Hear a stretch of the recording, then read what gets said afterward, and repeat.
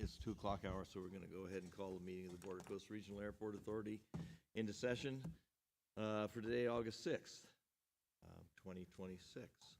So we take the roll and establish a quorum. Vice Chairman Miller. Here. Chairman Finnegan. Here. Commissioner Tinkler. Here. Commissioner Malmberg. Here. Commissioner Hoon. Here. Commissioner Howard. Here. Commissioner Hollinger. Here. Commissioner Short. I'm here. Thank you.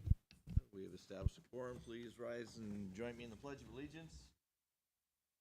Pledge allegiance to the flag of the United States of America, to the republic for which it stands, one nation, God, visible, liberty, justice for all. Okay, thank you. So at this time, Chair is going to request any deletions, corrections, or additions from commissioners to the agenda, or anything new to be put on the agenda. Hearing none. Public comment period. Member of the public can address the board on matters that are within the jurisdiction of the board. If you're addressing the board on a matter that's listed on the agenda, you may be asked to hold your comments until that time, or public comment. Nope. All right. Let's get right to it then with the consent agenda. Can I get a motion on the consent agenda, please? Move to approve consent. Second. Moved and seconded. Further discussion? Public comment? Back to the board. Poll the vote, please. Vice Chairman Miller. Yes. Chairman Finnegan. Yes. Commissioner Tinkler. Yes. Commissioner Malmberg. Yes. Commissioner Hoon. Yes. Commissioner Howard. Yes. Commissioner Hollinger. Yes. And Commissioner Short. Yes. Thank you. Regular items. Number 2 is there's review and consider applications and applicant presentations for the Border Coast Regional Airport Authority public member position, and direct staff to submit the board's recommendation to the Board of Supervisors for approval. I'm going to let you handle this. What's the question? Are you sure? Yes. Okay, well, so we have 2 applicants here. Well, no, we don't. We have 1 applicant here. 2 were notified. You've had 2 total apply. So what's the criteria here? Do we just do 1 applicant interview and what? Yeah, I think you tell us who the applicants are. I think it was in the board packet, and then go ahead and interview the applicants that are here. Okay. Chair, clarification. Mm-hmm. I wasn't aware of this particular structure. My thought, or at least my understanding, is that there's an agreement for the Board of Supervisors to select candidate. Are we going to recommend the position to the board? Yes. So while the appointing authority lies final approval with the Board of Supervisors, this board had been delegated to select that person. That's the way it was done in the past. Okay. It was done with Matt Fearing, it was done with myself, it was done with the Board of Supervisors. Because if they wanted to interview him at a later date, they could, but it's never been handled that way. And then the second candidate, has there been a second candidate invited to this forum? Yes, yeah. And- He told me he was going to be here at 2 p.m. Very good. Thank you. So, under JPA rules and law and the Brown Act and Open Meeting Act, all it has to be done in open session, all the discussions, all the nominations, nothing in closed session. And thanks for being here. Go ahead. Yeah, so do you all have your list of questions up there? Yes. All right. So yeah, our first applicant is Mark Weaver. Welcome, Mark.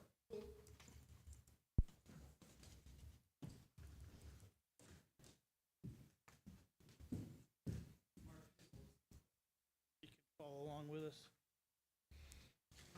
Can you press that round button on the mic, please? Perfect.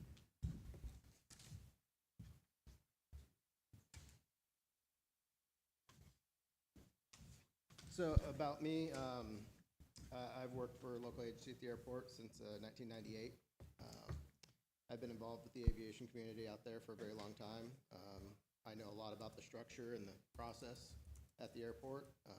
I've worked closely with the staff, with the directors and staff, their maintenance staff, and over the years always come together to find remedies to keep the airport running the best that we could. And to me, it's a good interest for me to not only for the businesses and stuff that are linked to that with the commercial flights and stuff, but also for the community. So I have a deep aviation background, all with our airport. Sean, I'm gonna let you take over the interviews. Okay, then I'm gonna need the questions.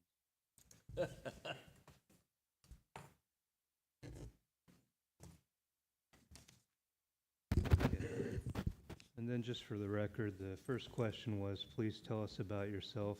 Why are you interested in serving on the BCRAA board? And what do you hope to accomplish during your term? And Mark answered that. Question number 2, what do you believe is the most important role of the airport in our community? I think it's right there in the writing. It's the community.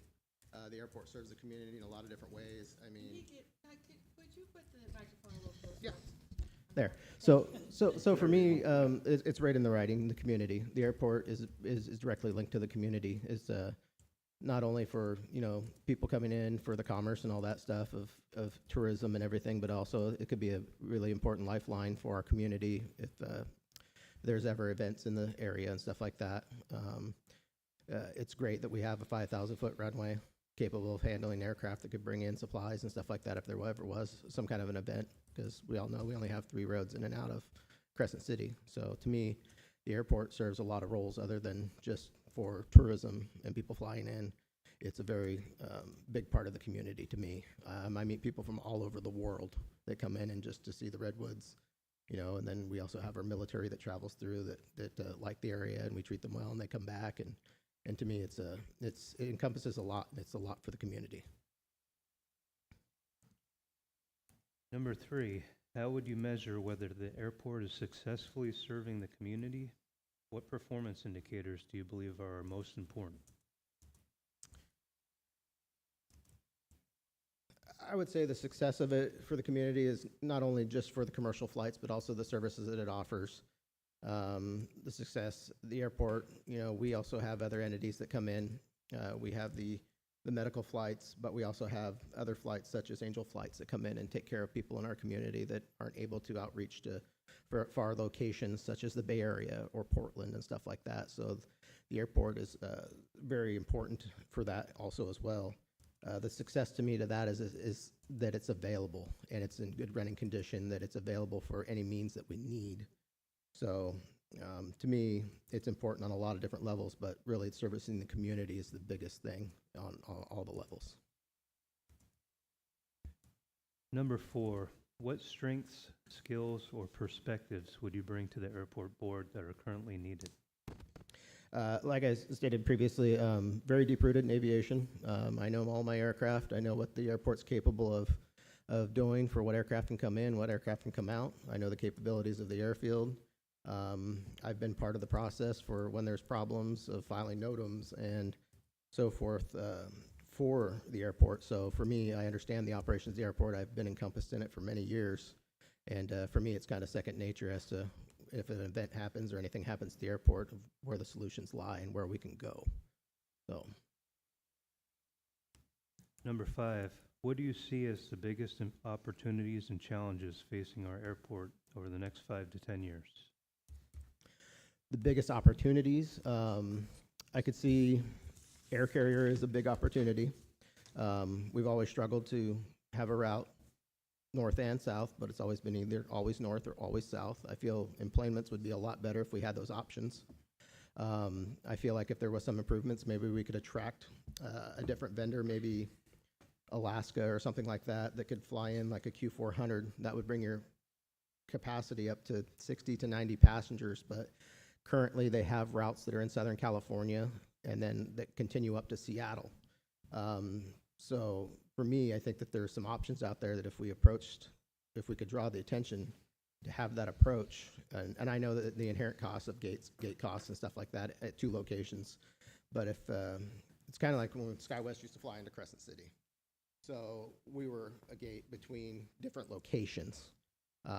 If we could get back to somehow having those improvements to attract that attention from a vendor, that would be great. And I think that we would see a lot better numbers for improvement for the airport, for revenue, for visibility, and everything that we could really do. And like I said, we get a lot of tourism, but it's just hard to get here. It's like a lot of people come in and rent cars and stuff like that. And the more improvements that we can do to the airport, I think it would be better. But overall, I think that the struggles that we've had have always been, we've ended up with vendors that always have go in one direction, that's it. So I feel that if we had some improvements in the years coming and stuff like that, we do have a nice terminal and everything now, direct, draw attention and everything, I think that would be a great improvement for the airport in the future. Number 6, the BCRAA board meets here at the Flint Center every month on the first Thursday at 2 p.m. Reaching a quorum is often a challenge. Can you commit to this schedule? Yes, I could. That is not a problem. Any members of the board have anything that we missed there that you might want to ask Mark?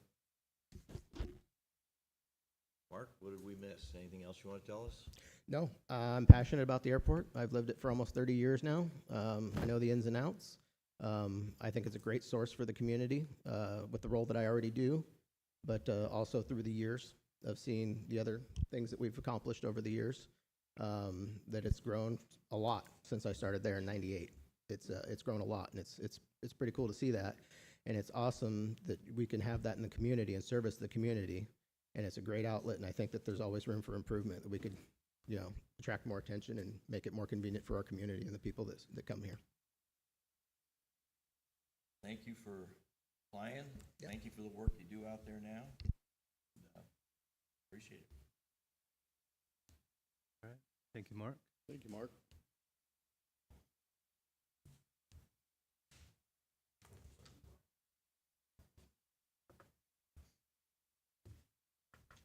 And our second applicant is Jerry Hemmingson.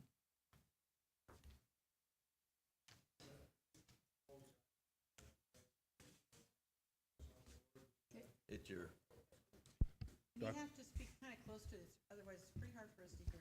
Okay, Sorry. apologize for my tardiness. I was at the airport trying to go to this meeting because that's where they were the last time I was on the board. And I didn't ask where it was, I just assumed. So that's what you get for assuming. I'll take half the blame on that as well. Actually, I'll take full blame. That's one's on me. I don't think I did tell you. All right, sir. So question number 1. Please tell us about yourself. Why are you interested in serving on the BCRAA board? And what do you hope to accomplish during your term? Yeah, I was born and raised here, work here, still work here. Have got my pilot's license through the high school around 1969, I'm going to say. So I've had my pilot's license ever since then. I went on to get an instrument rating in the later years and used the airport quite a bit. Now I just use it for commercial pretty much, but occasionally get out there and fly. I've been on this board before. Matter of fact, I was on it from the inception. I know most all of you up there.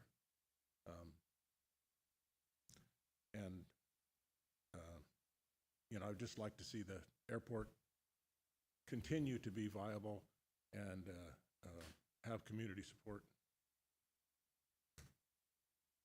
Number 2, what do you believe is the most important role of the airport in our community? Well, we have to be able to provide a service that the community can utilize so that they're not going off to other airports to start their vacations or their travels. So we have to continue to keep those employments up. Number 3, how would you measure whether the airport is successfully serving the community? What performance indicators do you believe are most important? Well, employments are certainly the most I guess, the most important indicator. But just through word of mouth, and when people tell me, yeah, I flew out of Medford the other day, or I flew from Arcata because Arcata now has this airline or that airline, and they seem to come and go. And I know it's very difficult being an EAS airport to get more than one flight out of here. Do the best we can. Number 4, what strengths, skills, or perspectives would you bring to the airport board that are currently needed? Well, probably not timeliness, because I was a little late. I just don't, I know the community pretty well. I think that's probably my biggest strength, is being from here for such a long time that I do know what's happening most of the time. And I don't know that I have a different perspective, but I have a perspective, I think, from the general aviation community as well as the commercial aspects. So I've got those. Am what I am. What do you see as the biggest opportunities and challenges facing our airport over the next 5 to 10 years? Well, I think probably the challenges are going to be keeping the EAS service, which we're certainly the poster child for that, but and hopefully that continues on. But I think money, keeping the facility maintained, especially in the environment that it's in. The terminal is nice. It's nice to have that as part of our community. That terminal that we have now, it's large enough to service what we need, and it's not an eyesore.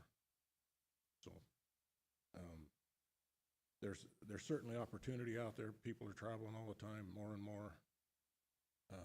Just finding a way to have the schedules line up with the needs of the community. I think that's probably about it. And number 6, the BCRAA board meets here at the Flint Center every month on the first Thursday at 2 p.m. Reaching a quorum is often a challenge. Can you commit to this schedule? You mean here? Yes. Yes, I can commit to that schedule. Subject to change. Subject to change. Fair? Jerry, what did we miss? What do you want to tell us? I don't think you've missed anything. I mean, I think we're all on the same page. We all want to keep it going. Mark is certainly an outstanding candidate. So I'm not going to have hurt feelings one way or the other, but I would like to be part of it. I'm not trying to downplay that part, but yeah, I'm definitely interested in being part of the continuation of the airport authority. Thank you. Hey, you're welcome. Thank you.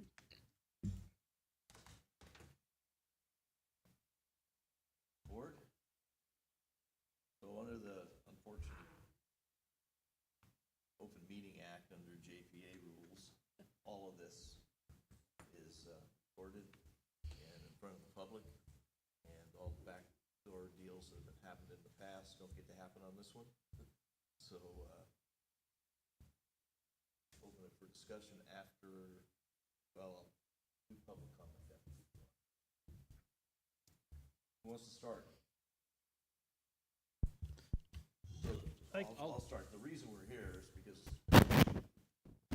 there's going to be a vacancy immediately for the public member position, and so we need to fill it. That's why we come here. So my question was going to be that since I've been on here only just for a little over a year, I don't remember or recall a public member as part of the board. Is this a new position, or is this one that just hasn't been filled until now? No, it's been an ongoing position since the inception.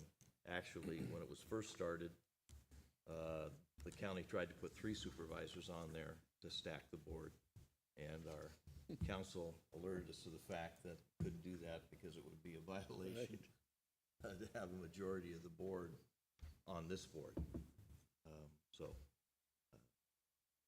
we decided to have a public member, which seemed like a hell of a good idea at the time to represent the community. So that's how that happened. Thanks for the clarification. It was always intended to have a public member. Should probably mention that that's you, David. And Oh, yes, I am the public you are the member. public member. Yeah. So I was on the board as a member of the Board of Supervisors, and then when I lost that election, was out, Matt Fearing was the public member, and then he had some issues where he had to resign, and then I was appointed by this board and then ratified by the supervisors, and now that needs to happen again. Copy. And I might say also, when you say that there's going to be an immediate vacancy or whatever the term was, when the tenure of a position expires, the incumbent of that position continues until the replacement is appointed. And so I don't know what your thoughts are, but as far as if you No, as soon as want to the- serve until the end of your term, which would arise when the Board of Supervisors makes a new appointment. Right. You have that ability.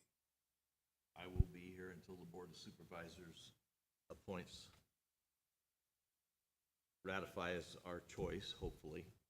I don't know, you guess Board of Supervisors, you can call a special meeting and do it tomorrow if you guys want. But anyway.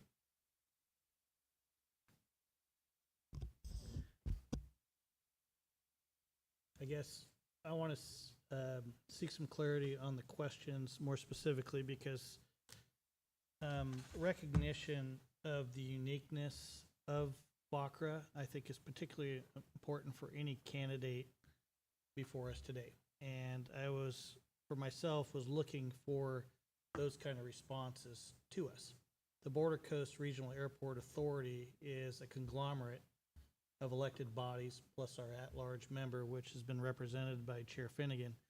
But both our tribes here in Del Norte County, Elk Valley Rancheria, Tolowadini Nation, our members of the Brookings City Council, Curry County, Del Norte, and the city.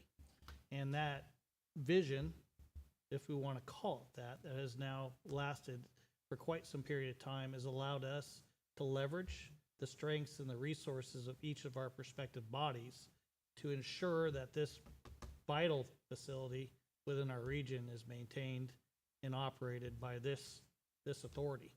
I think that is the main reason that we exist, is for that leverage and those resources. So for me, I was really looking strongly for some intuition from our prospective candidates about the strength that BCRAA offers to the region. And obviously they spoke to a lot of very specific things as it relates to what builds the strength of employments coming to and from this region. But what we're doing here today as far as operations of this facility and ensuring its long-term viability and being relative in today's market, I didn't quite hear that from either candidate. So just, that was my starting perspective I wanted to share with both of you guys, all of you guys, so.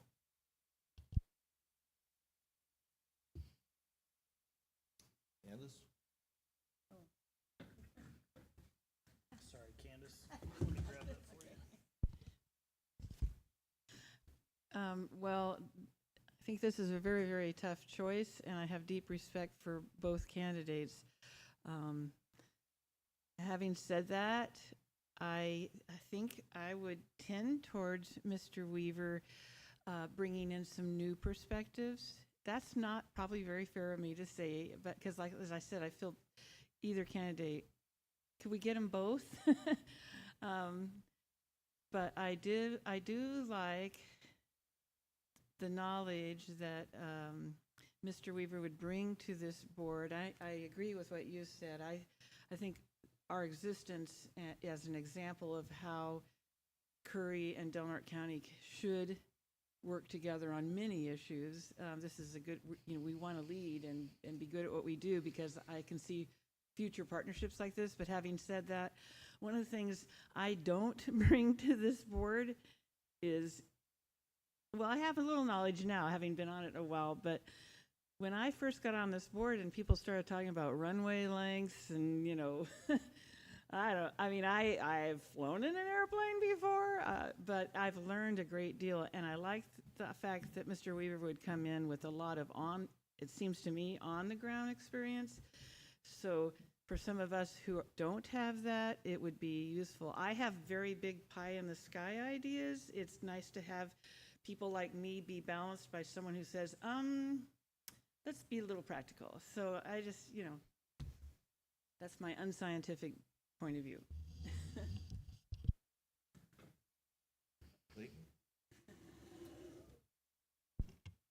Yeah, well, it's very fortunate that we have a predicament where we have two very highly qualified candidates. One of them has been previously on the board and has a lot of experience and expertise, being on from the inception of this board, and also fortunate that we have. I agree with the words that were just said, that we have a candidate here that's got some hands-on experience working at the airport, and I agree, a very tough decision, and to be and lean toward Mark as a candidate, just to have, again, a fresh perspective, someone who works at the airport on a day-to-day basis and that has a deep understanding of the operations and the needs of the airport. My sense, for what it's worth.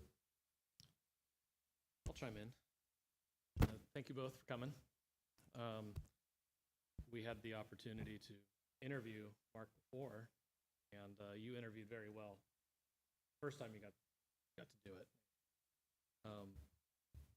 Appreciate your knowledge and everything of what's happening currently out there, and I certainly respect the fact that Jerry's been on the board since inception and does have a knowledge of what we're doing here as well. But one question I have for the chair in regards to Mr. Weaver is that since he is currently an employee at the airport or an employee specifically with CalOR, would that pose any conflict of interest with him being on this board? Yeah, so he's not an employee of the airport, which we oversee. And as with any member on this board, if you have a conflict or a financial conflict, you should abstain. Correct. Bob is probably the one to weigh in on that, but I don't see it as any more than. Okay. So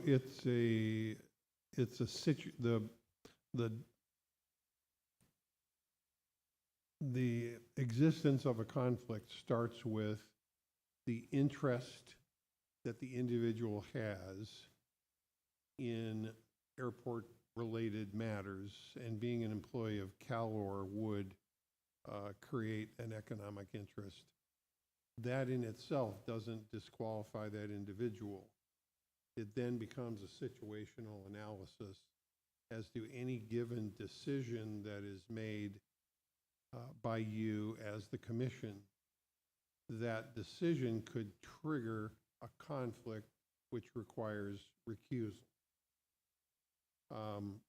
And I think Mr. Hemmingson may have some interest out there. It may not be as clear. I don't know, does Jerry have he has a hangar? Oh, okay. Then maybe there's less of an opportunity for conflict.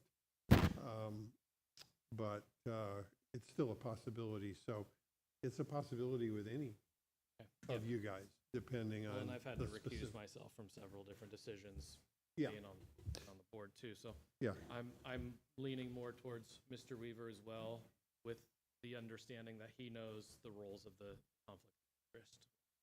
CalOR. yeah. If you feel conflict scenario, reach out to Sean or to me and we will counsel. Thank you. Dave, thank you. Here we are in this uncomfortable situation where we get to talk behind people's back when they're sitting in the room with us. And I just wanted to chime in. Mark, I've read recommendation letters from your bosses and people around you, and highly recommending you for the position you interviewed for.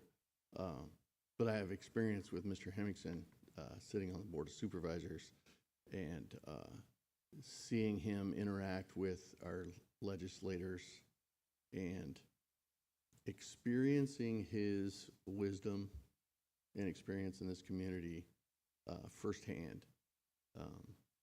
So while I have every respect for Mark and know that he is regarded by his employer as an excellent person and employee, seeing Jerry's experience here in the community, seeing his wisdom on the board as a chair and as a just a supervisor on the board, and seeing him interact with stakeholders at state level.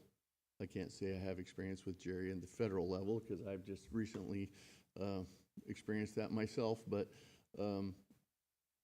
seeing Jerry's experience and the way he handles things, and the wisdom and the candor that he handles our community problems, and the experience that he brings to the table, I would definitely lean toward choosing Jerry for this position here. No marks against Mark, I guess, to say that the way I did, but nothing against you, Mark, for sure. But just my experience with Jerry and his wisdom and experience that he brings to the table, and his connections that he has as well.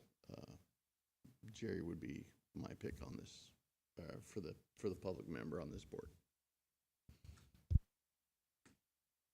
Dale, you had your hand up, and then Tim.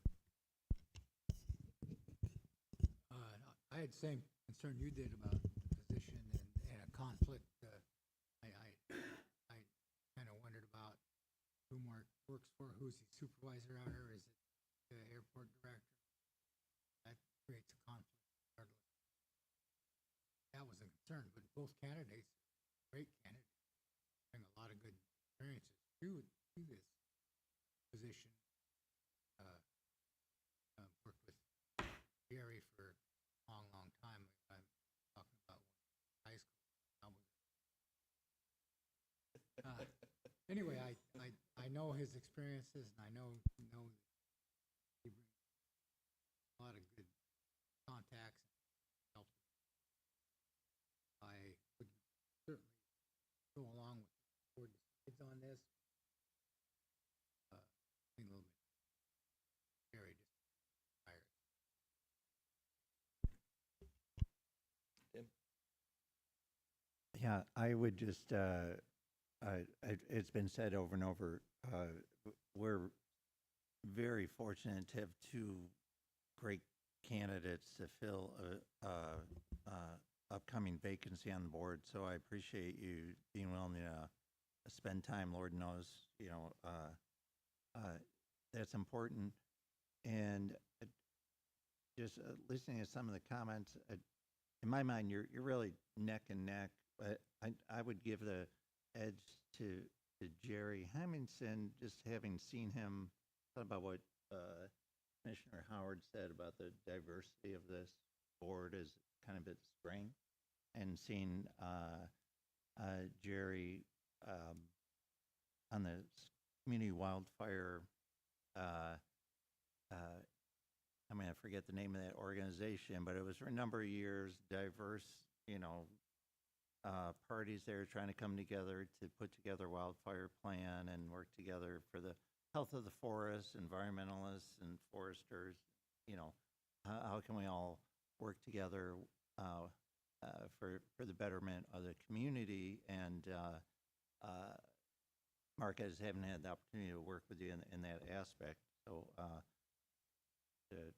for me, that experience just gives a edge to Jerry for me.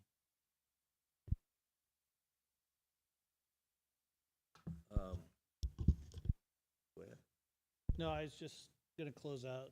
Darren did bring up a good point, and I have had the experience with Jerry in Washington D.C. and at the state capitol over a period of well over 8 years, in watching the advocacy for BCRAA specifically, not only in aviation fuel taxes, which we chased for 8 years together, but also with EAS and our carriers. So he knows this quite well, and I had a chance to actually see our second candidate, Mark, in action yesterday with the FAA.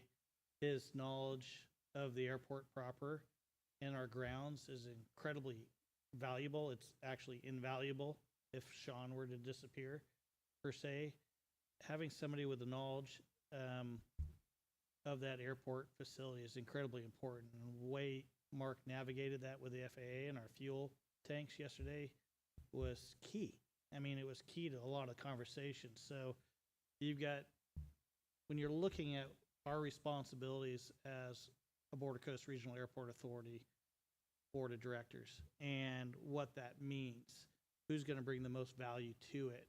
Right now, the operations ensuring our continued existence at a federal and state level, to me, is the most important piece. Operationally, on the ground, the knowledge of the facility itself.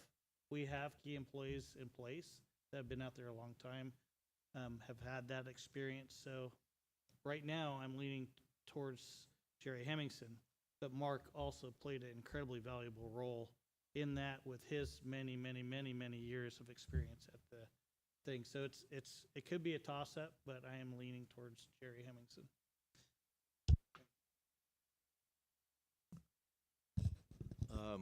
I served with Jerry for years. I didn't know you were from the inception. I thought it was Chuck Blackburn and myself, and you maybe were the third one that we.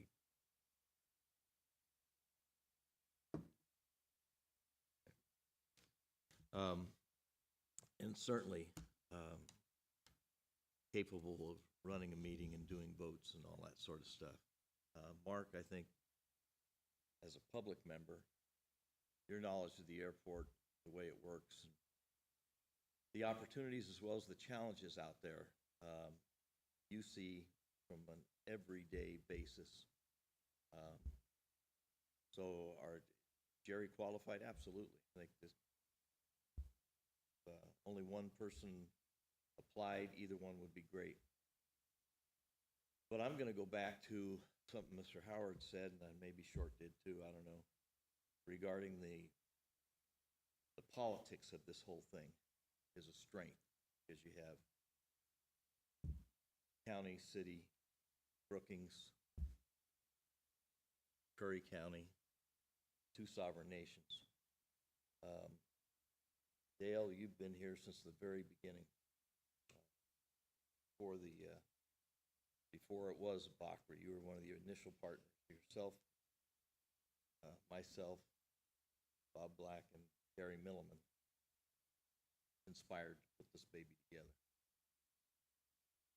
And then different entities joined. So I understand. I did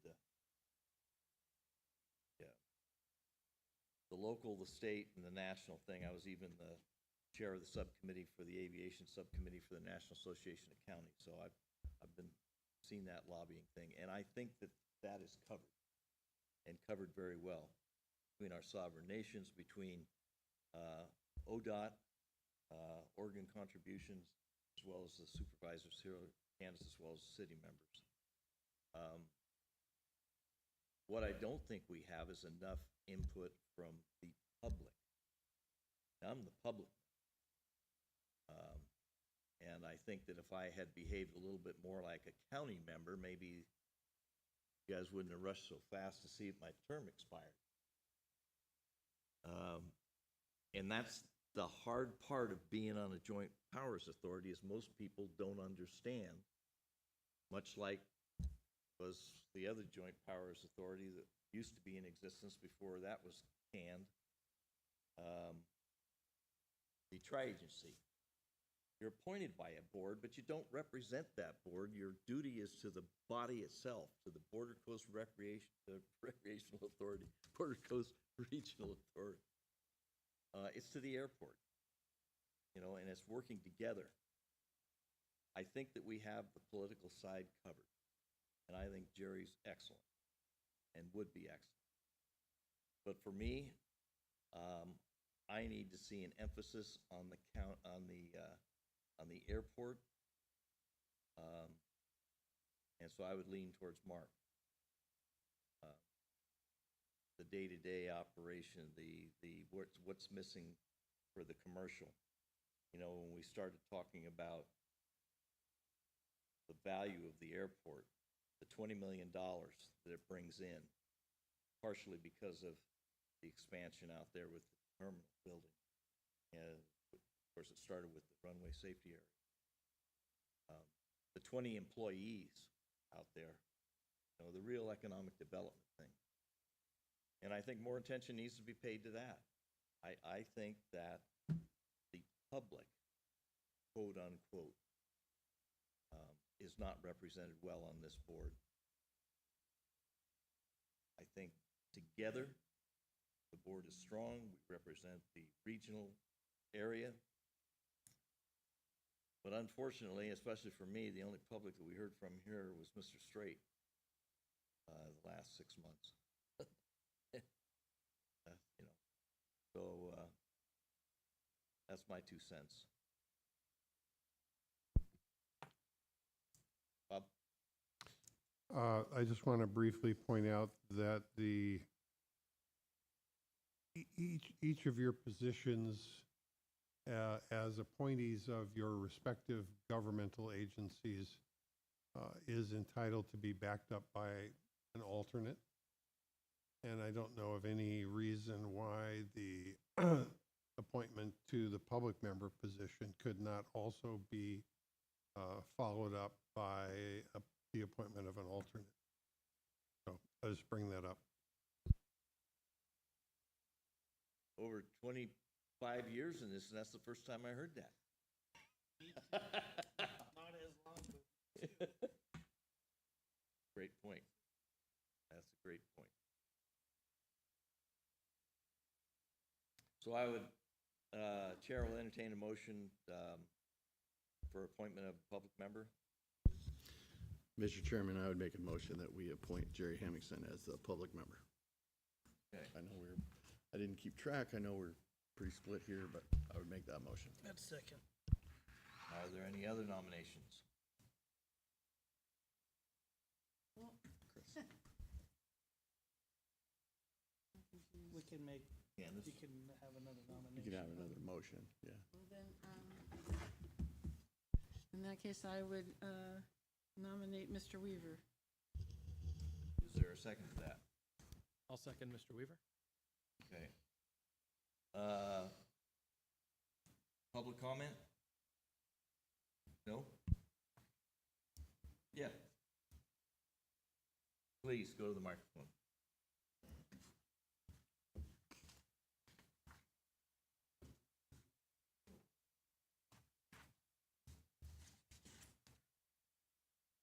My name is Chip Calvin. I just represent the private side, okay? I see two sides here. There's a government approach. There's the private approach. And I've known Mark quite a few years. I agree with what you say, David. The government side is strongly represented. I think you need more strength by people backing up the private side, and Mark is very integrated in what goes on with not just the airport operations, but the pilots that come and go. I've been sitting over there thinking all along, you know, I started flying out of Crescent City when I moved here in 1984. And so my personal interest is in general aviation. And nothing thrills me more than to see operations at an airport that involves pilots coming and going. Things like restaurants and things like that. Pilot involvement, pilot interest, things that draw aviation populace here. And Mark, being integrated in the airport out there, looks out for the pilot population that comes and goes here. Jerry has a strong government background. Mark has a strong background in involvement with the people that come and go and the pilot population that's out there. So that's what I have to offer. I endorse a interest in supporting the daily operations of pilot population and general aviation. Okay, I'm distraught over the years because I've seen general aviation die over the last 20, 30, 40 years. It's just dead. There's nothing out there anymore, you know. It was really a kick in the slats when they decided, well, here comes airport security. Now we got to fence the whole doggone thing out there. I can't even go out and take a walk around the facility anymore. You know, now I'm speaking up for myself, but I enjoy going out, and for no other reason, I see Mark out there, and there's somebody I can say hello to, and he's involved in general aviation and the population out there and the interest group on the ground. That's basically what I have to say. Okay? Thank you. Appreciate it. It was almost like you had that written out and timed. I've never seen one expire with 1 second to go. Good job. Yeah. All right. I think under Bob, correct me if I'm wrong, under the rules of how we do this is the person that was nominated last is voted on first. Person first, That's last, correct? Yep. So the first one would be voting for Mr. Weaver as the public member. Poll the vote, please.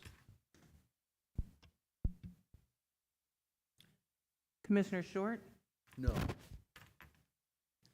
Commissioner Hollinger, And I'm sorry, this was for Mr. Weaver? yes, it is. Aye. Thank you. Commissioner Howard, No. Commissioner Hoon. Commissioner Malmberg, Aye. Commissioner Tinkler, Yes. Chairman Finnegan, Yes. Vice Chairman Miller, No.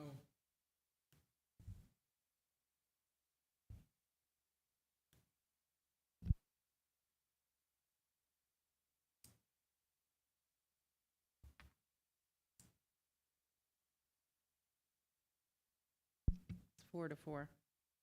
We have to have the second vote, right? Yep. We are going to have the second vote. Poll the vote, please.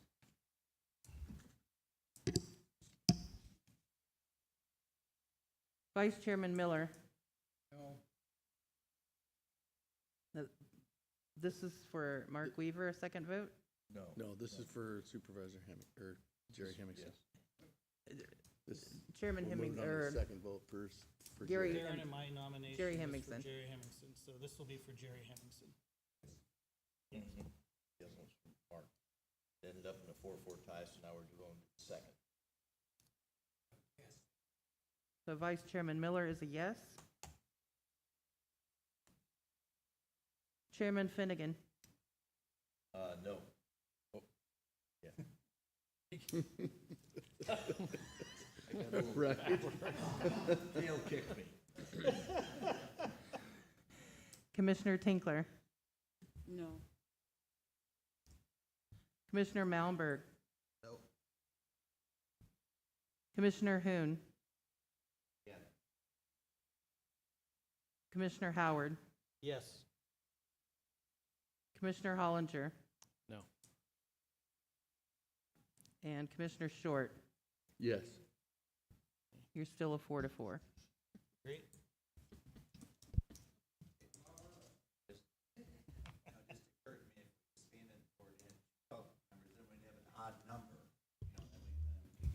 Yeah. Can we do that? We're, Can we do that? That would, we'd have to amend the JPA to do that.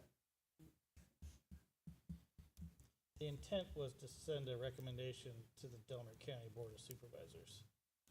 I'm not sure we have a recommendation at this time. No, we do not have a recommendation at this time. Can I add one thing? Yeah. One of the other reasons I just wanted to say that I voted for Mr. Weaver is, you know, he still has plenty of career left as well, and he has shown interest. Also, Just throw it out there, why don't you? So, I only say that regarding Mr. Weaver. I'm not saying that Jerry doesn't have more career left. You know, just checking. Please don't take that the wrong way. Checking. But Mark came to us, you know, previously wanting to further and advance his career, you know, within the airport. And I know that there were some areas of knowledge that at the time we didn't feel like he had or was prepared for yet. Where I could see this as being that position where he can gain further knowledge about, you know, the board and other responsibilities that he's not privy to on a daily basis. So that I think that if he wanted to advance or add something to his resume, that could benefit him as well in the future. I think that I would like to contribute to that.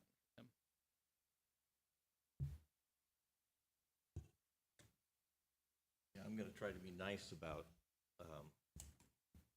another reason. It's not just the public, and one of the reasons the public does need to be more involved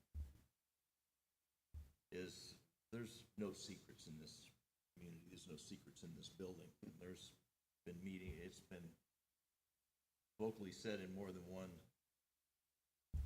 meeting that county would like to take the airport back, which is in complete opposition of everything that this blocker has stood for. And so I'm looking for a real strong person with no county ties. Jerry, you could be perfect on this board, but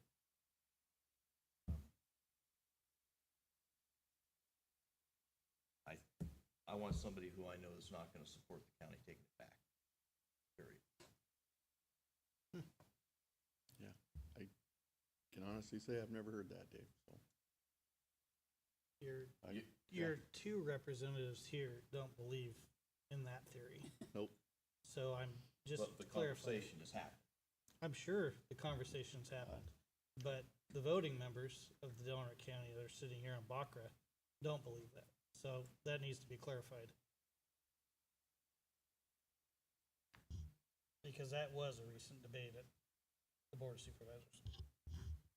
Okay, well, the process is, if I understand it, would be unless somebody wants to change a vote, that it be put off until we'll bring it up again on the next agenda.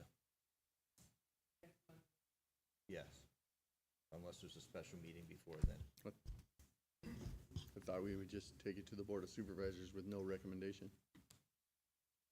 I just want to reiterate, considering the position that you're asking to fill, do you want to endorse strengthening the government point of view, or do you want to strengthen the public's point of view? Okay, I think it's pretty clear there. Question for council through the chair. Yeah, go ahead. Do we have to send a recommendation to the County Board of Supervisors? Is that in our bylaws or charter somewhere? No. One thing to consider, there are a variety of options. One is to recommend these two individuals, but indicate there was an even split on the commission. And then that argues against it being wide open when it gets to the board and suggests that the board is being advised to appoint one of these two. And again, I raise this issue of an alternate because that would work out to a role for each of your two candidates. One, the regular member, but one might be able to attend, you know, occasionally when the regular member is not available. So, Chair, I'd move to approve that the Bakra Board make a recommendation that, as stated by Bob Black, that we have an undecided vote here today. We move both candidates forward to the board and suggest that they consider an alternate position besides this, the seated position. And I will second that. Okay, well, I'm going to ask for a little clarification on that. So, The recommendation, as I understood it, go ahead, tell me.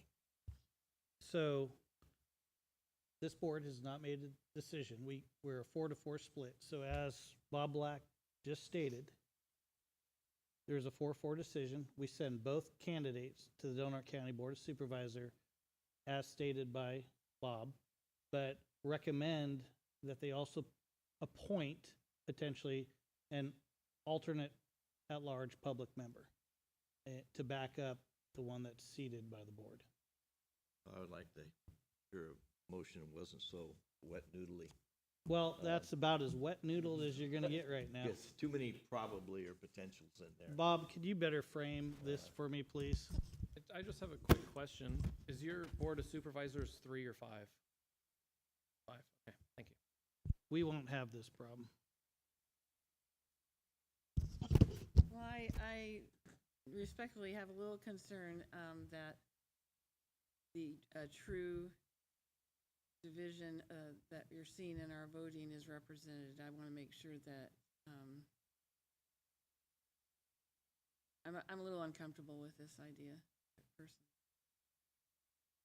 But as it was stated in his motion, it will be to recommend to the board because we were a 4-4 split. Okay. So it will be stated that we were completely undecided. So that was kind of part of why I seconded the motion.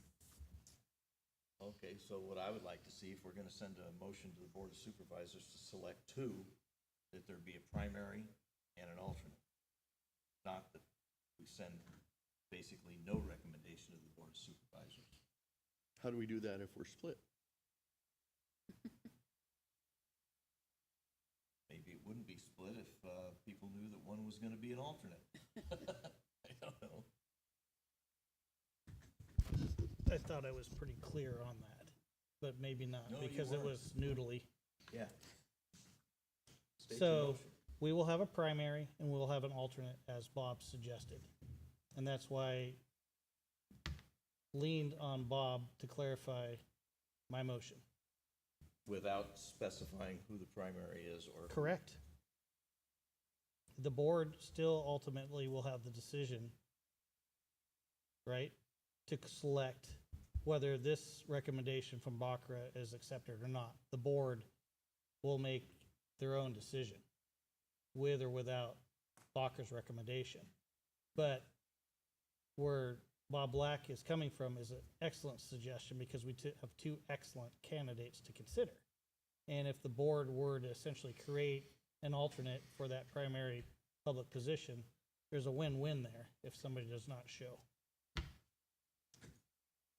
Bob, as far as creating an alternate, I think it's a great idea, but wouldn't that require an amendment of the Border Coast Regional Authority?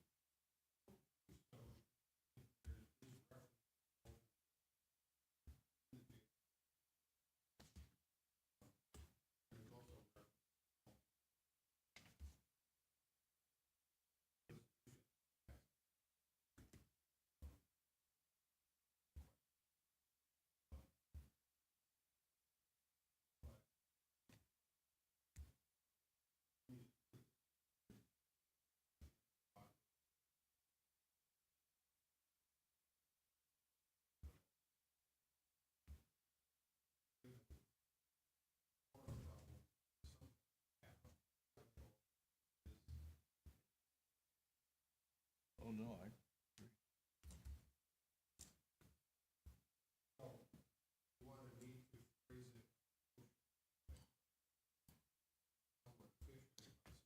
How about I retract my motion so less noodly language could be considered? Well, my concern was, you know, I was a supervisor for 20 years. I don't want to put this decision in the hands of the Board of Supervisors. I think the Board of Supervisors already has 2 full-time representatives that they appoint on this board. I Well, would that's- like this yeah. board to make a decision. That's not how It's already the in JPA the is hands of the framed. Board of Supervisors. That's not how the I think JPA I is know framed. the JPA might be framed. Okay? But the Board of Supervisors, in the end, does not have to accept the recommendation of BCRAA. That would be interesting.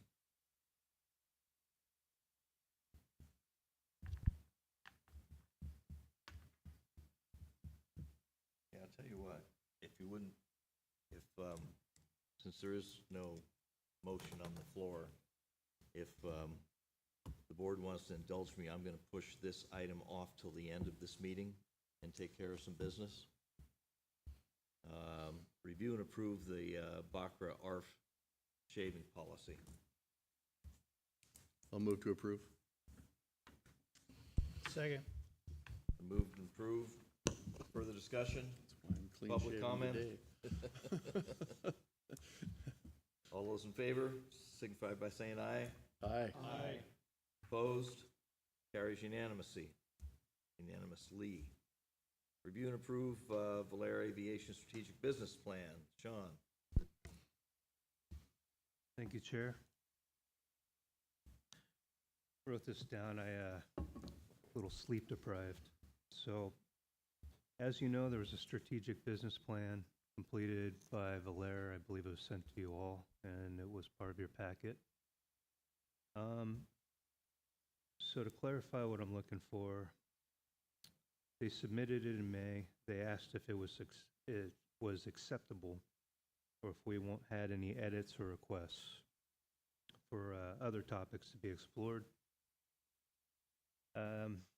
So I guess I'm looking for direction in one of 3 ways. Do you want to pay Valera to provide a presentation in person and close this out as they had asked? Would you like me to provide a presentation, which would be more fiscally responsible, in my opinion? Or, I guess there's 4. If you feel like you're comfortable, have read it, and want to go ahead and just say that we're going to implement this in the future. Or the last is, do you have any input on this being a completed plan? Well, I don't think there's 4. My own personal, I think before you implement something, you gotta have a presentation. That allows for public comment, since the public didn't have this whole document to read like we did. They do, as far as it was an agenda packet. I tend to agree. If it was an opportunity for them to come and provide a presentation, the public could potentially. Okay. Yeah. How much are we talking? I don't know. Do you have a guess? We could probably have them do a video. How much? Please. Can't they do it on Zoom? Yeah, they can do it on a Zoom. Okay, let's arrange for the cheaper version by Cheapest Zoom. version. Okay. And, Perfect. what? Well, for me, this document that we paid quite a bit of money for,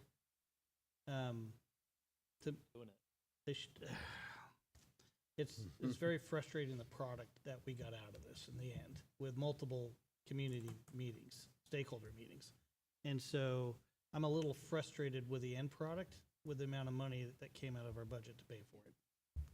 And I'm not sure having them present it is gonna add anything at this point in time, just my opinion. I think it's, These were the upstairs meetings that you attended with several other people. I attended 1 of 2. I've- Sorry, Candace. That's all right.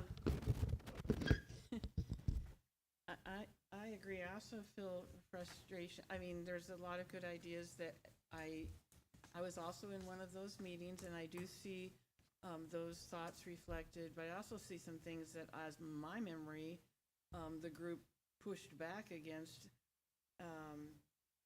One of the ones was the digital video wall, and the other was the storage facilities, examples of, in my memory, I mean, I absolutely will be open-minded to, but I was disappointed that some of the ideas that came out of those meetings are not in any way reflected in this, so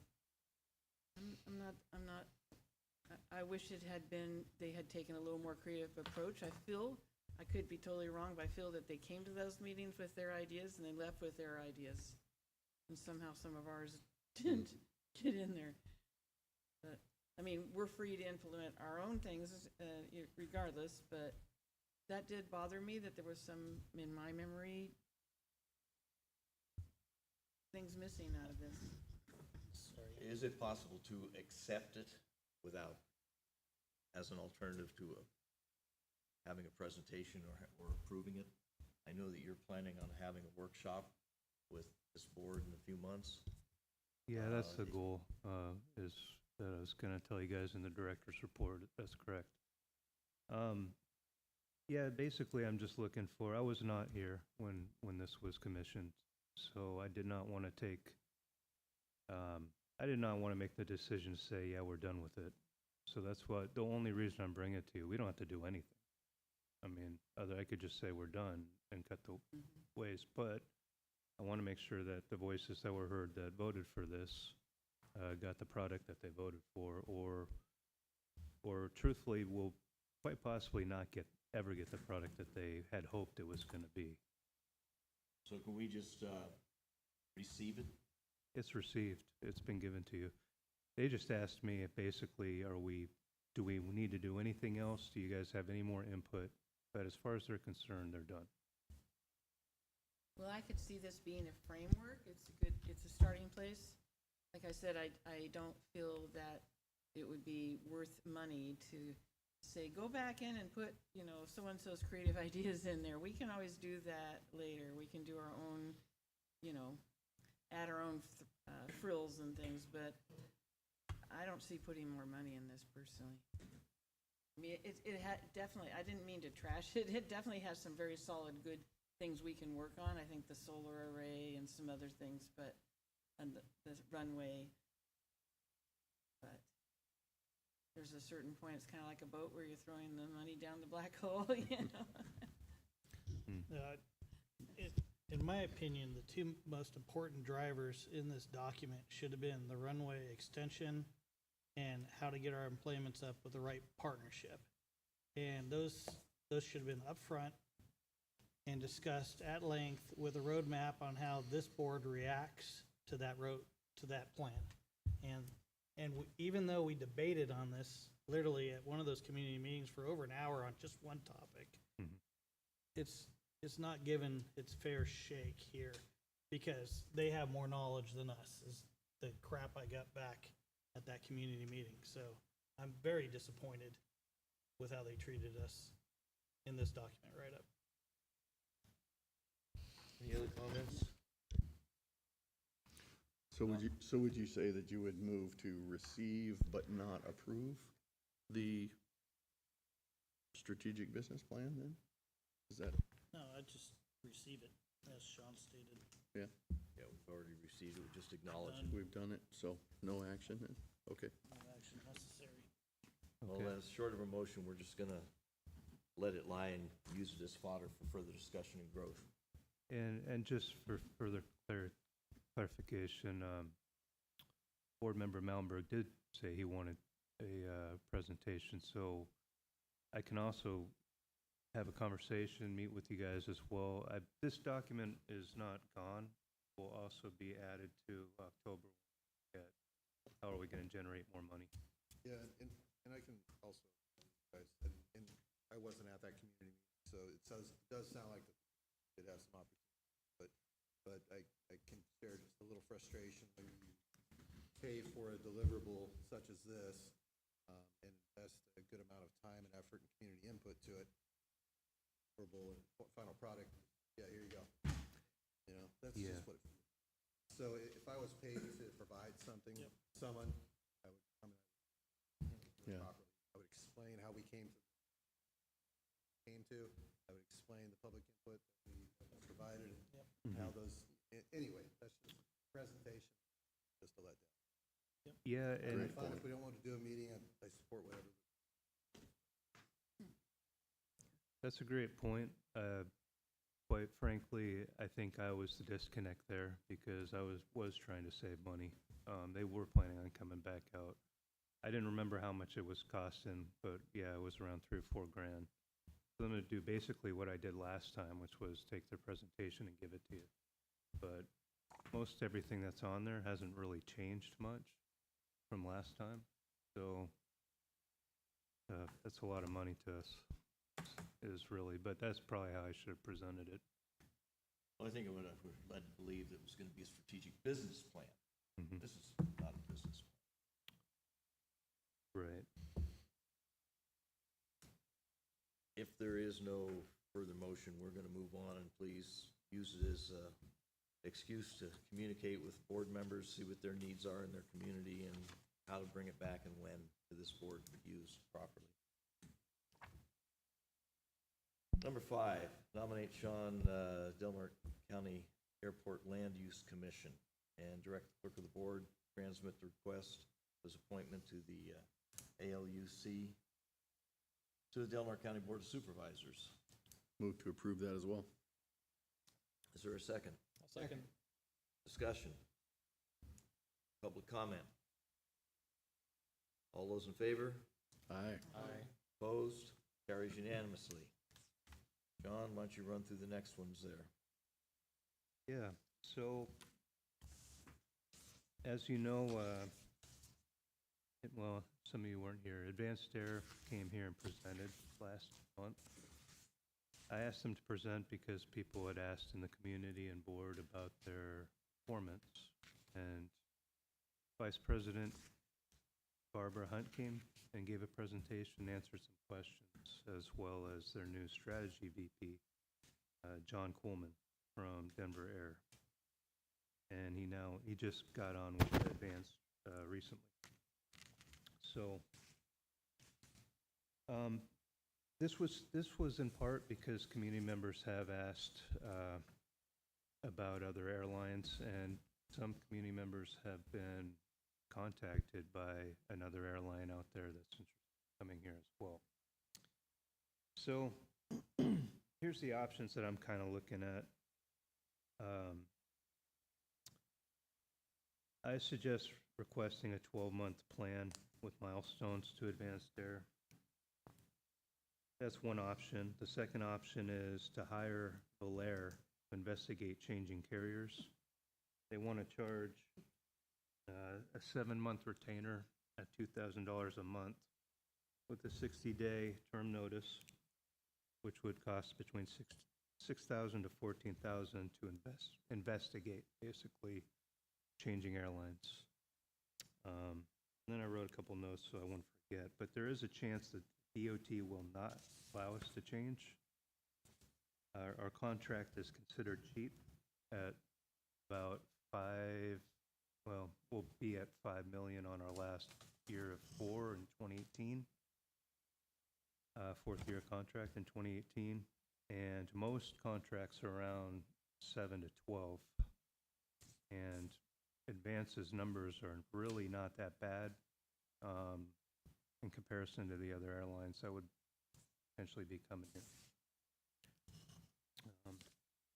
And the other thing that was making it pretty attractive for a while was that we were hoping we could go from AEAS to EAS, which would free up restricted money that's always going out and coming back in. So, and we're being told by Belair and the DOT that that's not the case, that they want us to wait till 2028 to unrestrict that and let us go to EAS. So, a couple other things that were in the board report I sent you. I believe were in the board report I sent you, is Advanced Air. The reason why I kind of lean towards them right now, we are in a very hard spot to service. Nobody comes out this way. So it is hard maintenance-wise on planes. The other thing is Advanced Air is probably, not probably, from research, financially, they're the best airline out there right now, unless we could get SkyWest. Contour's worth about $100 million, basically. Advanced Air has about 250 plus in capital, 250 million from selling they sold, I believe, to Archer 75% of their FBO. I think that's Elon Musk's company, if I'm not mistaken, with the AI aircraft. So they have the capital. No one else in EAS really does, except for SkyWest, who is, they are the best one. So Advanced Air is telling us that they want to bring one of their ERJ 145s here. Right now they bought 10. They're owned by a company called Victory Air on the East Coast. They are a outfit that I believe the owner of Allegiant has, that only does chauffeuring of NASCAR families and drivers. That's their only mission.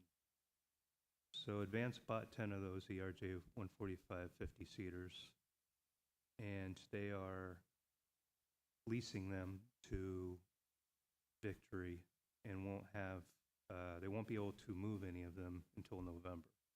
Till when? I'm sorry. Until November. So, because that's how far out they're scheduled. So that's where the 12-month milestones comes into play. But as I said, I don't know that we spent this money with Valair. I'm not sure that we would get the DOT to agree to it. I have a hard time seeing them agree to it because we don't really have a good enough case when their completion rate was like high 90s. Did you ever get the data set you requested from Barbara Hunt on the delays, not necessarily the completions? I did. It wasn't as, it didn't have everything I wanted, but I did get some more information. I think it's in the packet. Did I send it, Patty?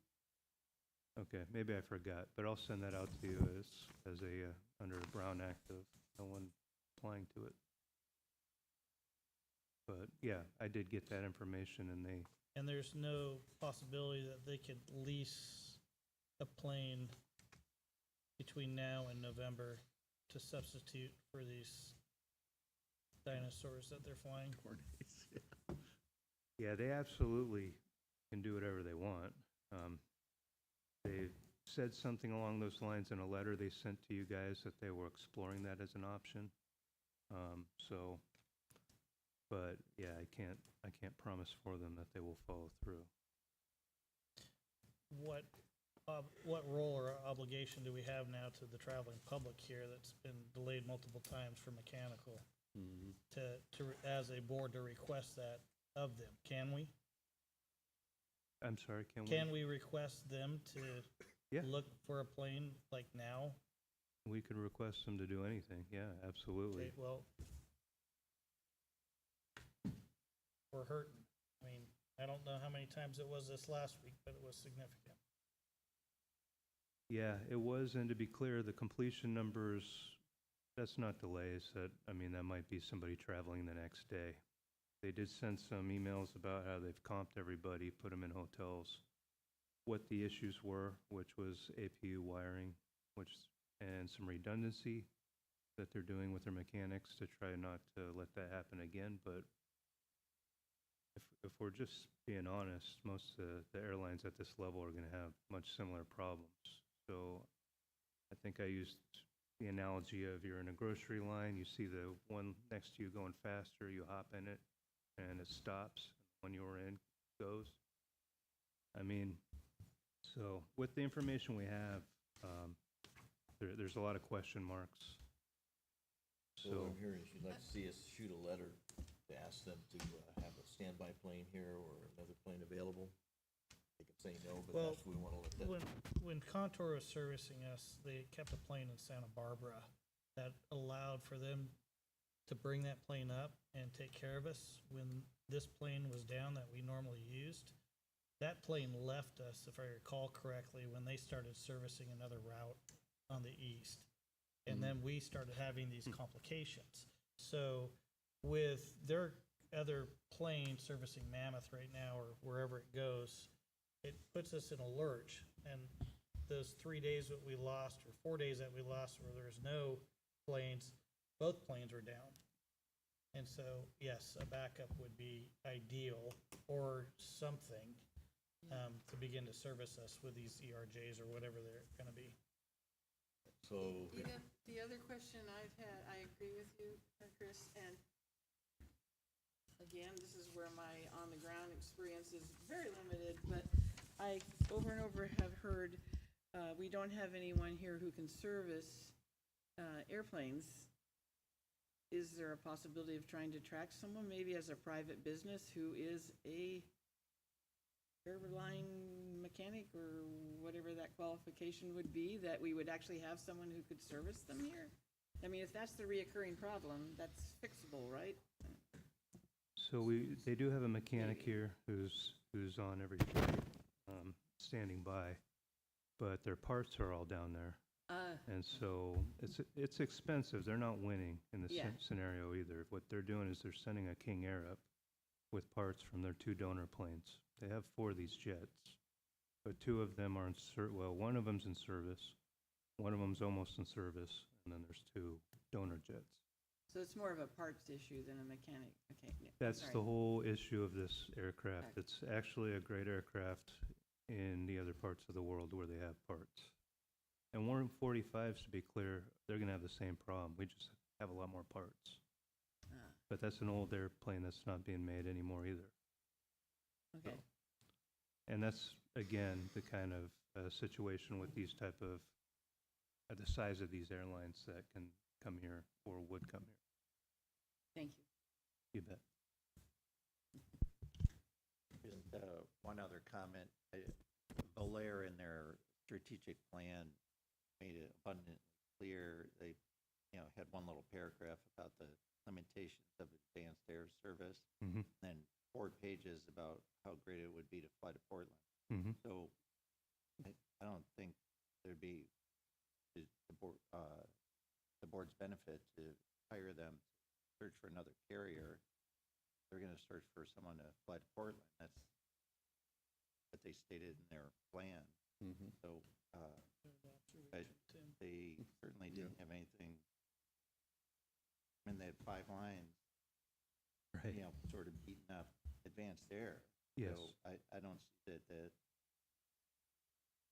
I think it's good to send a letter to advanced air, but in general, they're our carrier right now. Mm-hmm. We should address our own issues with them, not look to spend money to Belair to squeeze them out. as you mentioned, that sure reminds me of the study we had from Meade Hunt, which recommended that we all go to Arcata and fly out of there. So you gotta be careful what you pay for, right? Well, so- what it's worth, Arcata, great airport, they have weather minimums too. And so the same, I've had more than one traveler come and tell me and the airline that they were going to Arcata from now on, and they've been back, and they're flying with us again, so. So in an attempt to move this along, can I Yes. suggest and volunteer Mr. Howard to work with you on a letter to send? That'd be fine? Absolutely. Anything else on that?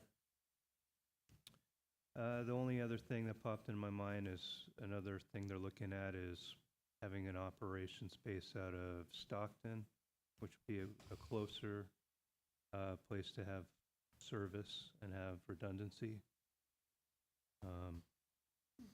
So that's a possibility. Yeah, I think that covers most of it. There's a lot to it that's in that board report. I'm sorry, Sean, so you're suggesting that we fly into Stockton rather than Oakland now? Did I misunderstand? No, that it wouldn't change our route. It would just have a closer, they're trying to get service to Stockton, and that would, I mean, they're allowed to fly there if they want to, but it wouldn't change from Oakland to Stockton. They're flying to Oakland. It would just have a plane closer to us Oh, okay, for Thank you. redundancy. Yeah. sorry.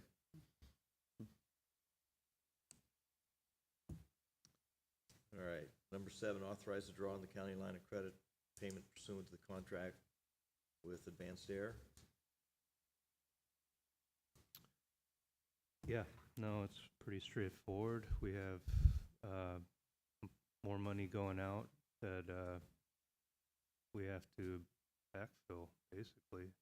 So it's used as a bridge loan as intended.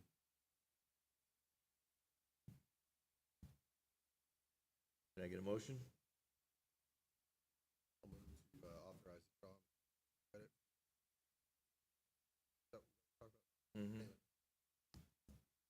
Contract with. Moved and seconded. Further discussions? Public comment? Since it's money, pull the vote. Please. Commissioner Hollinger, Yes. Commissioner Short, Yes. Commissioner Hume, Yes. Commissioner Howard, Yes. Commissioner Malmberg, Yes. Commissioner Tinkler, sorry. Sorry. Like who? Tinkler. I give you a new name. That's fine. I said yes. Okay, thank Sorry. you. Chairman Finnegan Yes. and Vice Chairman Miller. Yes. Thank you. Number 8 receives the update on the carrier employments and time performance statistics. Yes, Tyler, could I get that report, please? Thank you.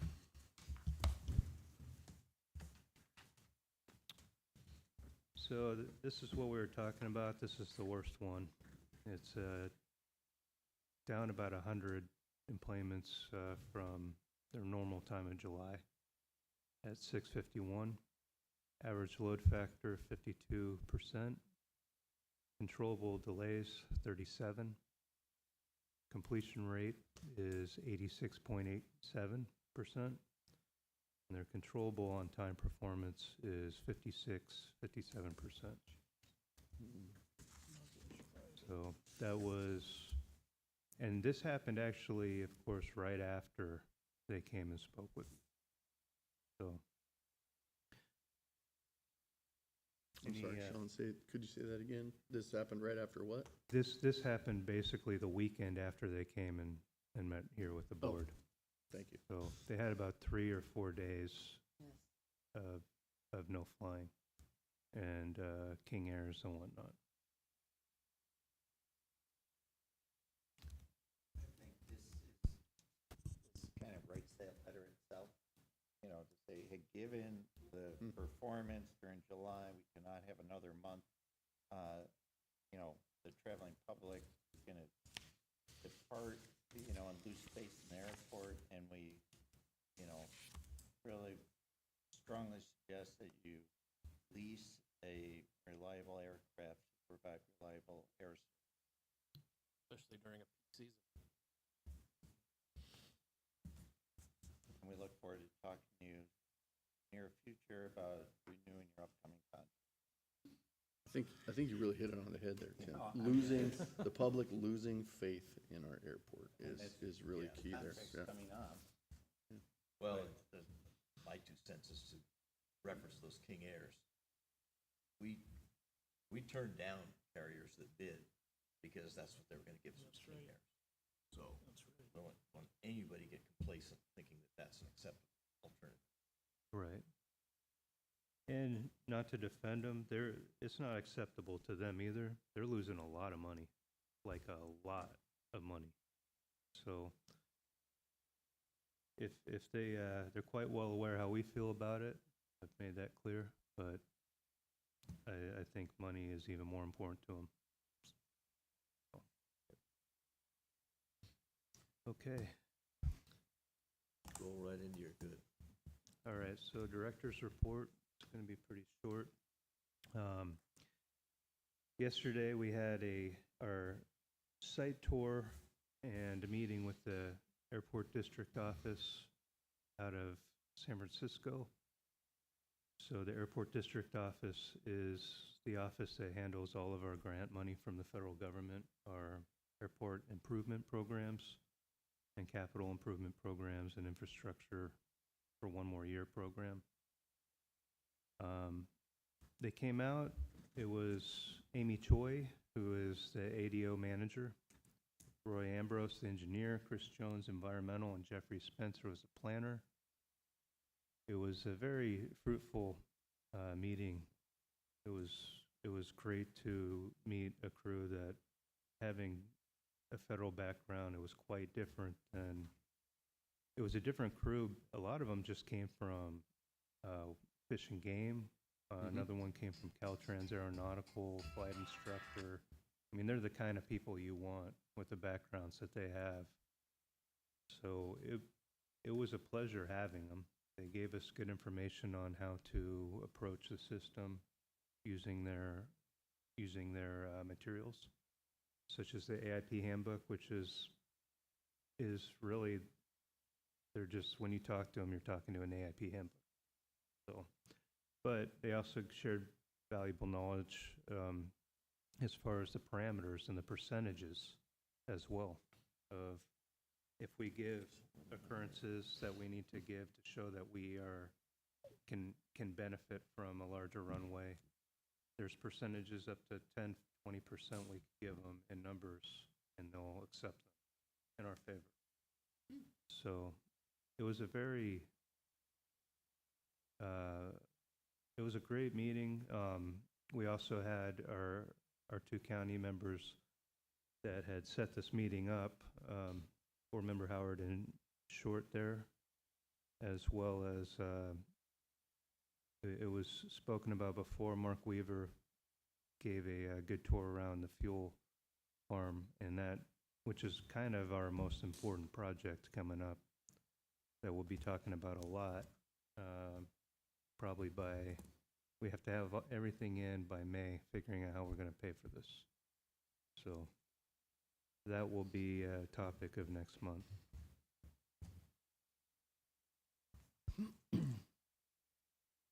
And last slide. So FAA 139 inspection still has not happened, although we believe it'll be happening in the next month or so. TSA surprised me with the annual inspection on August 4th, a couple days ago, and waiting for the results of that audit. We have a Homeland Security drone tabletop with community members that are in our airport emergency plan, such as the fire departments, the sheriff's office, ambulance, CalOR, and et cetera.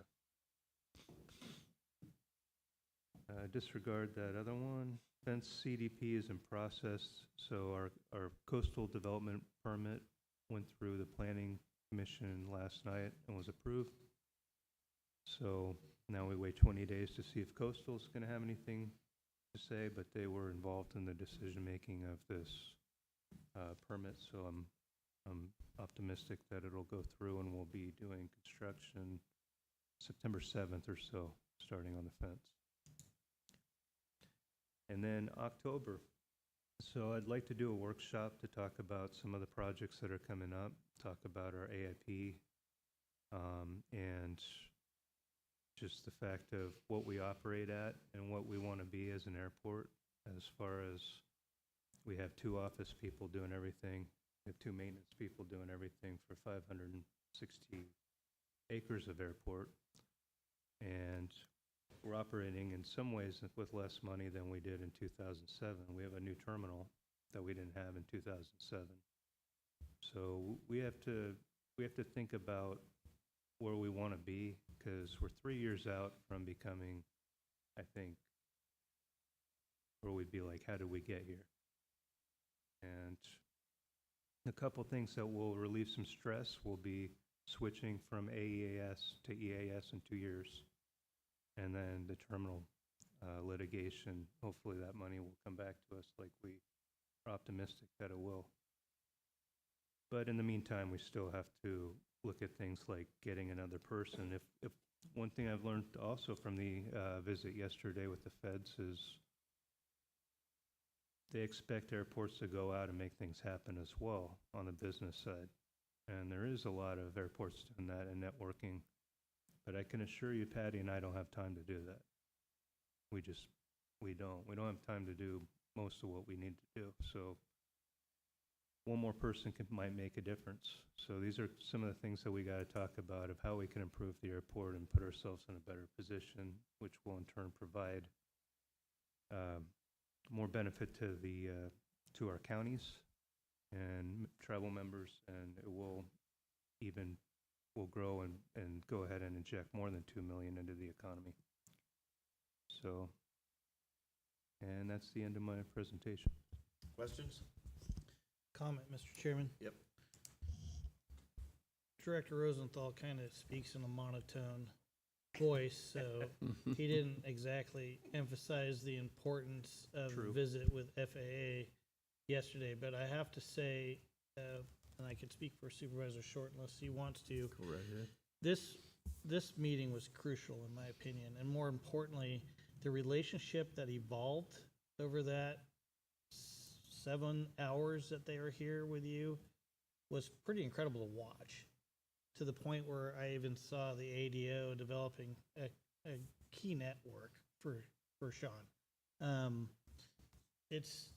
They hadn't been here, and I don't know in how long, but they all seemed incredibly committed to the success of this operation in this airport. So they left some key suggestions that I know the director will follow up on, but I cannot thank the director enough and Patty for providing such great ambiance, and more importantly, the relationship that I saw develop yesterday. I think it's going to pay massive dividends to this operation in the future. I would be very interested in knowing what those key recommendations are. I don't want to add more to your plate, but if there's a way, it doesn't have to be tonight, Well, but yeah, if I could just chime in, there were really kind of nuances. We sat there with Sean having pages of questions for these folks, which was really enlightening. I mean, Amy Choi was really, really knowledgeable, and with just about every question that Sean had for her, she had a response with, "Oh, you should get in touch with this person," or this association is focused on that aspect of things. So there was just little things like that were relatively nuanced that were really, really informative to us, and that was really valuable to the whole interaction. And yeah, creating the relationships there with them. I mean, talking fish and game biology with Chris and this guy that used to be with Fish and Game, and things like that really created a kind of personal relationship that really, I think, went a long way. And then going out and seeing the airport property, noticing on your last slide, oh, hey, there's all those fence posts that have T-posts next to them with wire ties around them holding the fence up. That's why we're doing this project. And them being able to see that firsthand, and driving down the runways and having Roy, the engineer, go, wow, there's a lot of cracks here. There's some weed abatement that needs to be done, and weeds are growing through the cracks. You can do it this way or that way, or to fix that kind of things. It was just super valuable to get those little bits of information and key players, connections with key players to help us work through those small challenges that we have that are all over the place. So, well, I very much appreciate that somehow you two made it happen, and maybe you two made it happen that they visited. One of the, as we all know, the first hurdle always is just getting someone to figure out where we are and get themselves here. We can make them fall in love with us once they're here, but getting them here is the first part, so thank you for that. yeah, credit where credit's due, though. That was all Supervisor Howard. I happened to go to NACO because I was an alternate. Chris had set up all the meetings, and I just kind of tagged along and got to go sit in with the FAA. So my name gets included, but it certainly wasn't my work. It was all Chris's doing, so. And I also want to make note, and this is specific to our structure, and really some of the visioning that was done by Vice Chair Miller and Chair Finnegan back in the day. Sean was complimented on this because the majority of airports they see and visit are actually run by CDD directors. And they complimented us on actually having somebody that was specifically tasked with managing this airport. So Sean's position is greatly appreciated because they don't normally get this kind of response from the smaller airports of similar size. The only thing you left out was your meeting with TSA. I'm sorry? Yeah, TSA a couple days ago too. You had, Yeah, that was Homeland. okay. That I covered, same. PSA has two sides, it's always confusing, they have a screening side and they have a security side, so they're all under Homeland, but yes. All right, receiving reports from, well, let's go back to, let me ask you, Bob, are we gonna have any closed session? Okay. Okay.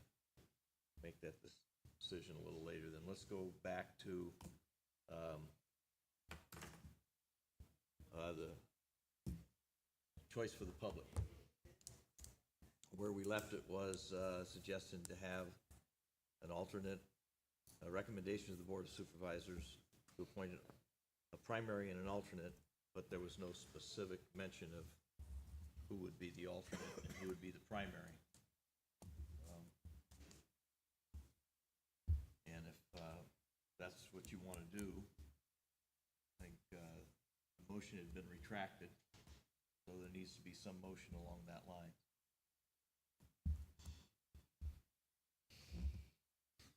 Frankly, I forget what Chris's motion was, but I would make the motion that we advise the Board of Supervisors that we had a completely split vote and present both names equally and suggest that we have a primary and an alternate public member.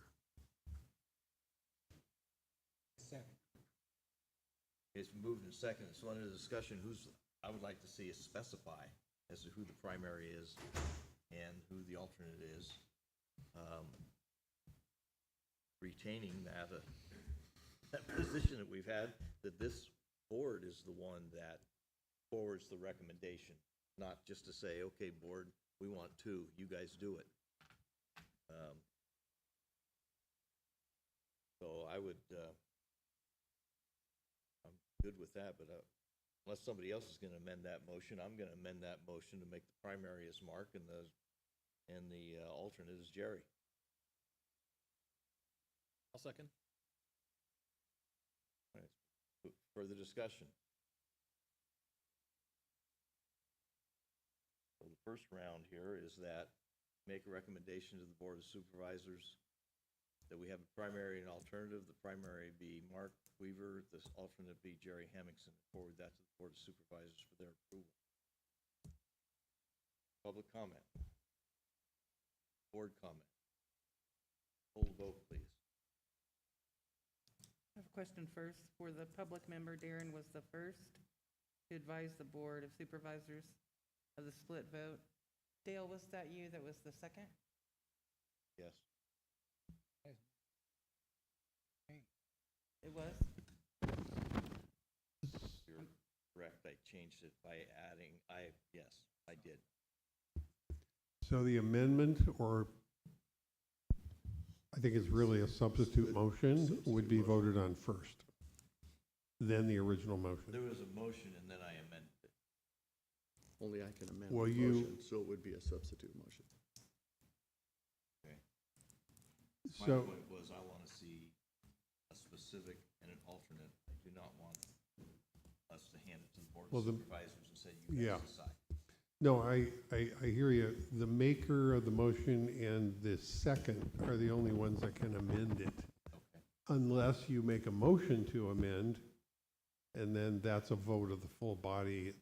In your case, the case of your amendment, it's effectively the same, but adding a specific recommendation, and I think that works as a substitute motion as opposed to an amendment. I think it, so I would say either way, it gets voted on first, and then Commissioner Howard's motion gets voted on second. So, Short, yeah. Or I made a short, substitute I'm sorry. motion then, basically, right? Got it? Yeah, you're entitled to get a vote on that motion. So it requires a second. He's got one. I'm not, and you seconded. There was a so- second. So then we vote on that one first, right? Okay, so the motion to substitute is voted on first, right now. Okay. So knowing that, Can you clarify that motion, please? the motion was, your original motion was to advise the Board of Supervisors of split vote. And Chairman Finnegan decided that he would put forth a motion to substitute that with Would it be- presenting the primary as Mark and the alternate as Hemmingson. Is that correct? That's the way I understand it. We ready to vote? Okay.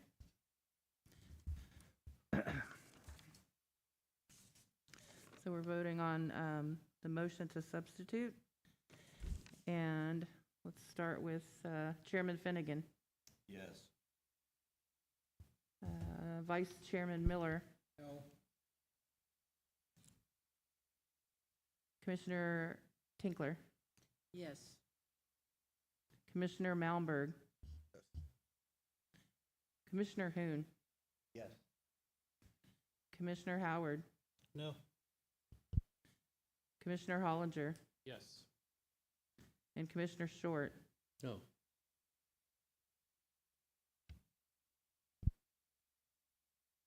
So now we're voting on the first.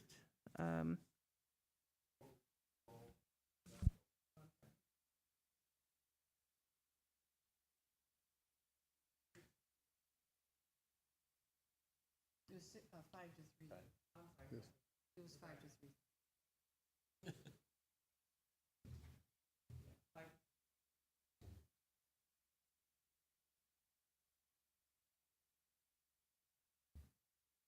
I think that's correct.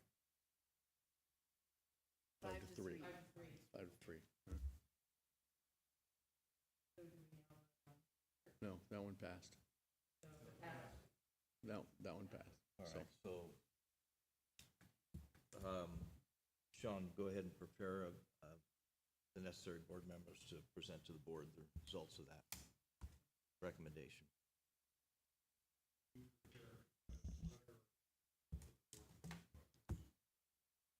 It includes the motion and the vote.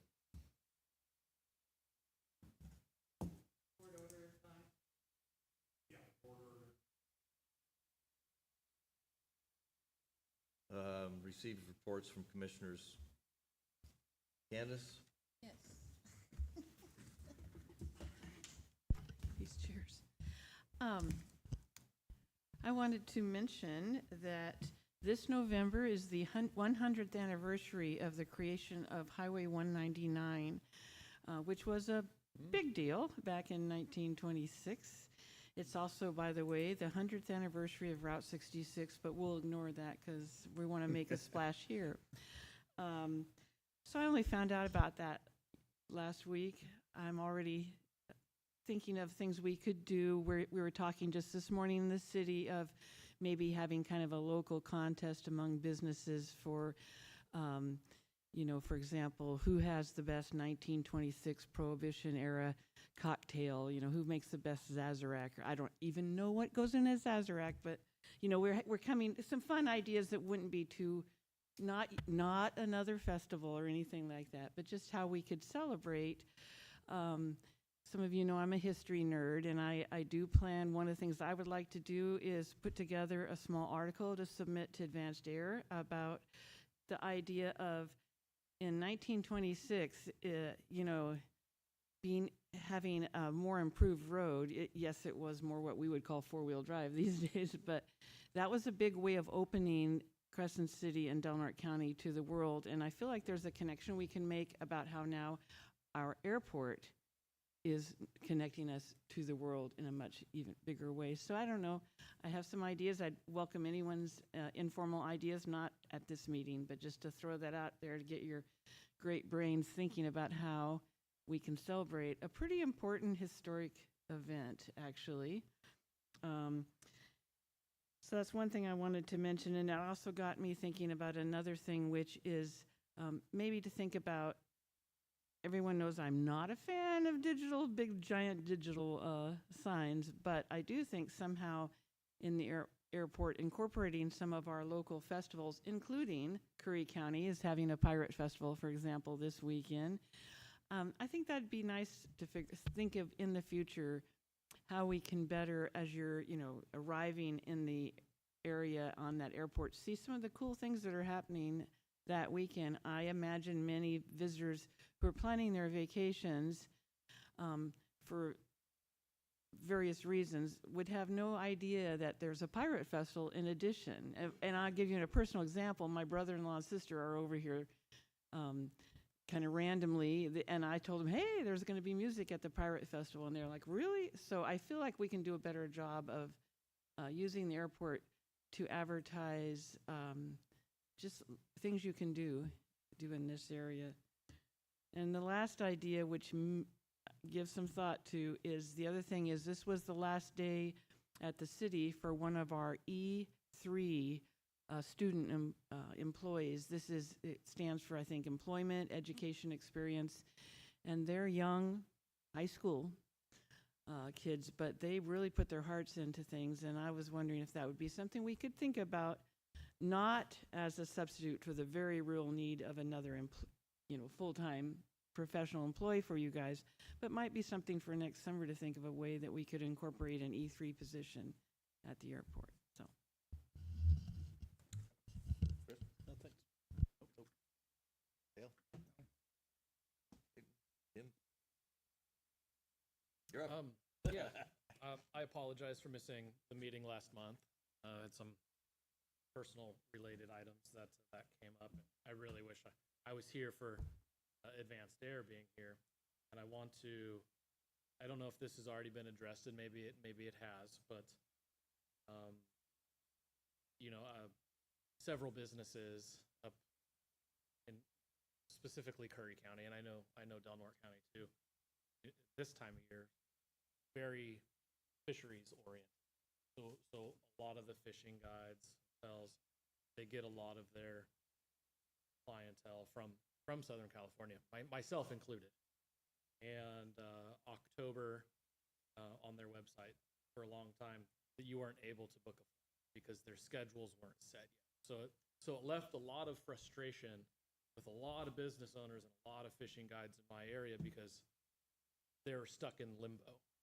Well, now those schedules just come out and they switch days around, which incredibly hurt fishing guides.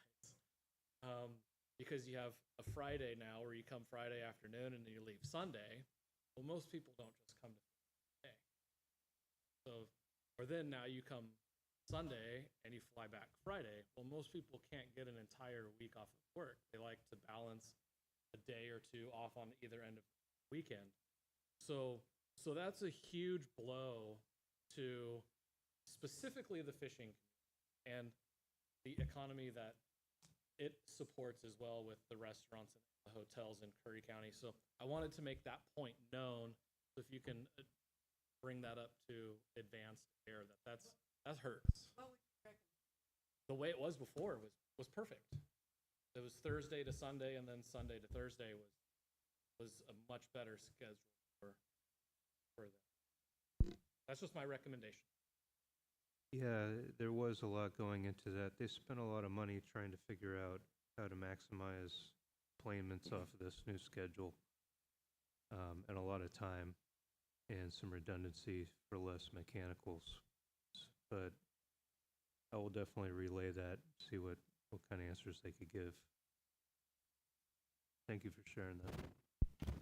Yeah, I agree with that comment. I know Sean and I discussed this at length which is even why we even see the fall schedule posted already, but it was very lacking in the response. Bobby, we got closed session, or are we putting it off? Okay. All right, with that, then, we're going to go ahead and adjourn the